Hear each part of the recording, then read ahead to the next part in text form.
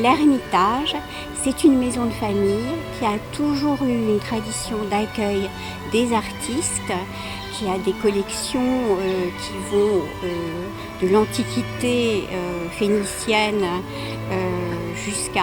jusqu'à l'art contemporain, en passant par le XVIIe et le XVIIIe siècle. Et c'est aussi un jardin avec une rivière souterraine et un petit bois de chêne. Et il manquait un véritable projet de land art à ce jardin. Un jour, Jacques Lang et Claude Mollard m'ont convié à une exposition sur les jardins d'Orient qui avait une magnifique anamorphose. Et je me suis dit, c'est cela qu'il faut, ici. Et donc j'ai rencontré François Abel-Hanet et je lui ai dit, j'aimerais une étoile parce que la maison est inspirée par l'esprit des salons, par l'esprit des lumières.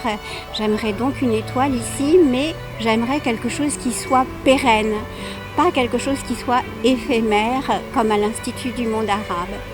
Et donc, François a fait un travail exceptionnel de repérage du terrain, que vous allez voir à travers la photogrammétrie, le travail au laser, etc.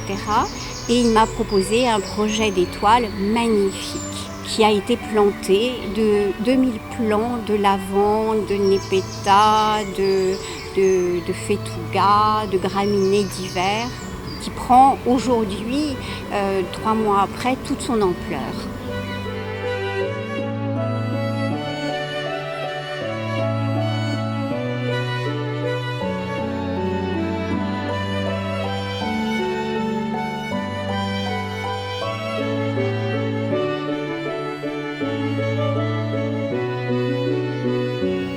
Alors, qu'est-ce que c'est qu'une anamorphose ? Une anamorphose, ça vient d'un mot grec qui veut dire transformation.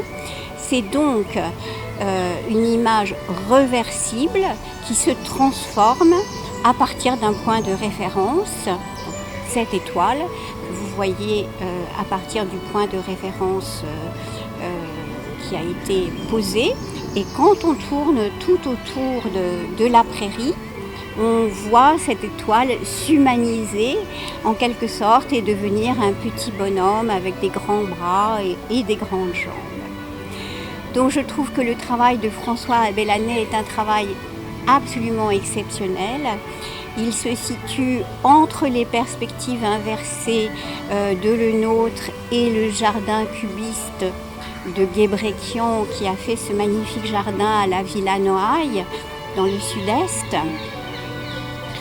Et aujourd'hui, on peut dire que l'anamorphose de Lima a fait des petits puisqu'elle a fait l'étoile de l'Ermitage et que l'étoile de Lima s'est aujourd'hui, en ce moment, pendant le G7, déplacée à Taormina.